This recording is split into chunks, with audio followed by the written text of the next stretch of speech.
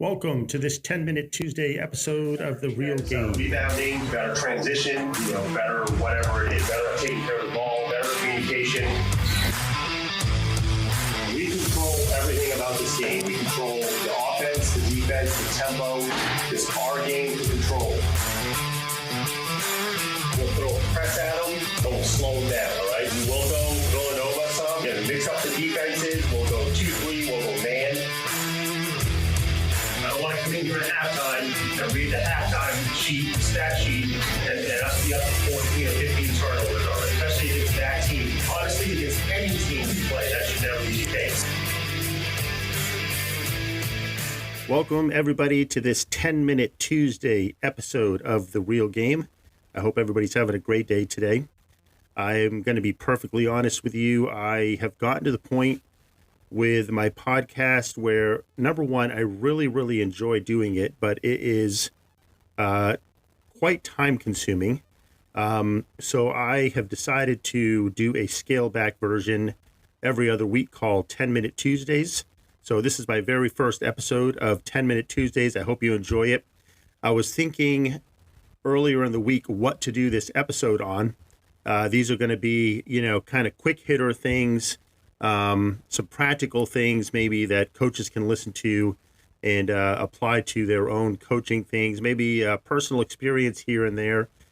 Today, what I thought I'd do is talk a little bit about some of my own thoughts here since basketball season ended, and then kind of segue into what I'm going to do for this episode. But I was struck with the reality after basketball season ended at the end of February of whether or not I wanted to continue coaching. And I have been coaching for, let me see, my first year was 1996 or so, so 25 years-ish, 26, something like that. It's tiring and rewarding and all at the same time, so I got to the end of the season and I thought, man, this is a good time to maybe stop coaching. We won another championship. We won 2 in a row. Maybe this is a good year to just, think about doing something else, investing in something else instead of coaching for a while. And then I thought, I gave it some thought. I let 2 or 3 weeks go by and was able to get rested up a little bit and didn't, kind of try to put it on the back shelf a little bit and not worry about it too much. And then recently I started thinking about it again and kind of getting excited again about next season. And so I'm going to keep going. I'm going to keep coaching. I was talking to my wife, Kathy, a little bit, at points in time here and there about it, and just saying I can't really imagine not coaching. Like I can't imagine myself stopping for any length of time. Now there have been times since 1996 or whatever when I started, a couple years here and there where I didn't coach, but I always went back to it. For one reason or another, I stopped or transitioned from one level to another. There was a couple years there where I didn't coach at all, but I always came back to it, and I always thought, I can't see myself not coaching. So I just figure while I'm able to, while I'm healthy enough to, while I still feel like I have something to give to the game, I'm going to keep doing it.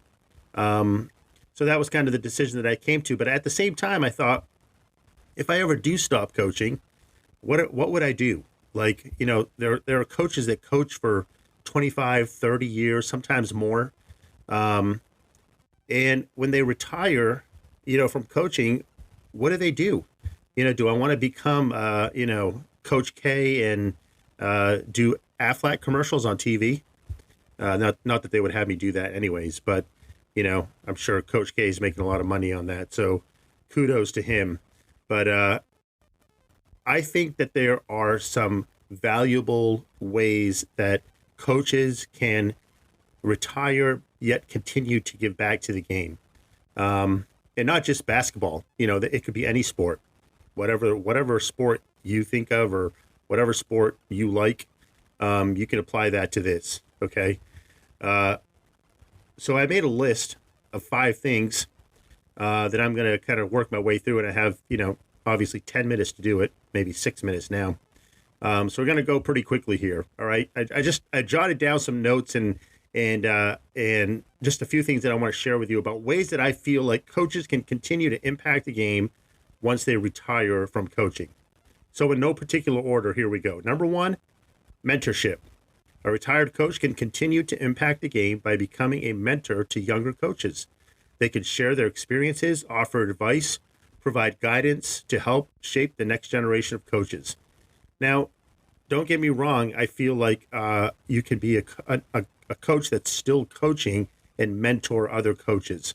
But especially retired coaches who maybe will have more time on their hand, they're not coaching full time, might have the opportunity to invest in some younger coaches and to kind of come alongside. I know I've had some older coaches do that for me, come alongside me and help in whatever ways they can. It might be helping in practices. It might be just sharing some experiences.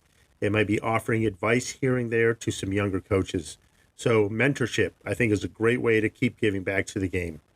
The second thing I wrote down is consulting. Retired coaches can offer their services as consultants to teams, providing advice on game plans, player development, and other strategic decisions.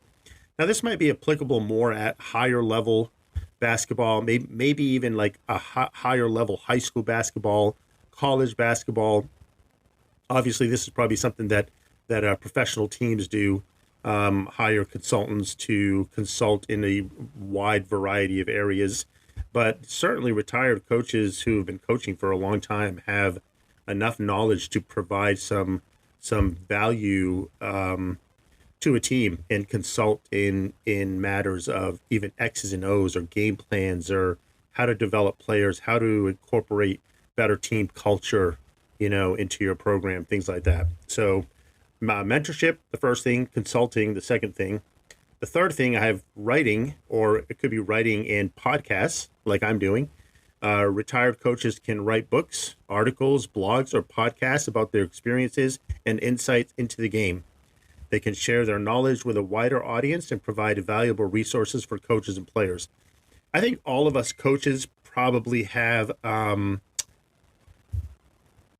books or websites that we subscribe to or podcasts that we listen to that help us, things that we enjoy, people that we enjoy listening to, resources that we've tapped into to help us along the way, whether it's learning a new defense or learning full court pressure or adding to our practice, repertoire, things like that. So certainly writing is a broad area that retired coaches can invest some time in to help out other younger coaches. The fourth thing I have is volunteer coaching. Retired coaches can offer their services as volunteer coaches for youth and amateur teams. They can help develop the next generation of players and coaches while staying connected to the game they love. I've done a little bit of volunteering at the rec level, like the community level, and it was certainly a unique experience to come into that, coaching a bunch of guys that I didn't know, that I'd never met.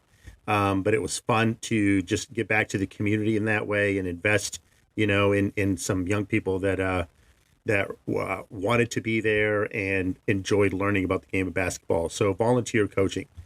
The last one I have is clinics and workshops. Retired coaches can organize and lead clinics and workshops for coaches and players and fans. They can teach coaching techniques, strategies, and skills to help others improve their game. This could be a great way to give back to the sport while staying involved and sharing knowledge. Right now, I am sending my guys over to a guy. His name is Coach Kosh, and he is awesome. Like he has a way of teaching and incorporating things into their game that I just can't do. He works on a lot of different things that we don't work on throughout the year. He's a retired coach who now runs camps and clinics and teaching sessions, and that's how he's chosen to give back to the game, and continues at an older age to invest in the lives of these guys, and help these guys to continue to improve their skills. I have guys that go to him, once a week. Some guys go a couple times a month, but just a valuable tool to use for coaches that are still coaching, to use guys like him who have retired, who are continuing to give back. So those are the 5 things I have.